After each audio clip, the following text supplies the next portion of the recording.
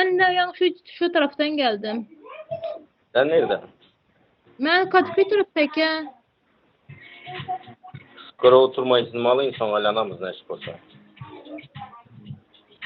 Apaynem. Erkin. Andy. Zor mu? Yaxşı, nereden sen? Tuttum dedi. Batıkan kimindi tutupmuş beni? Hadi selam aleyküm. Ezra yaxşı. İyi yine. Bu betimi. Salam Tanıyın salam. yok mu? Tanıdım ova. Zavurxan sen mi? Hava.